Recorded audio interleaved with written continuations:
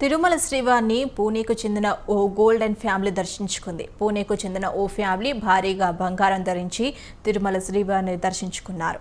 ఇందుకు 10 కేజీల చొప్పున, మరొకరు 5 కేజీల చొప్పున దాదాపు 15 కోట్ల విలువైన బంగారం ధరించి శ్రీవారి దర్శనానికి వచ్చారు.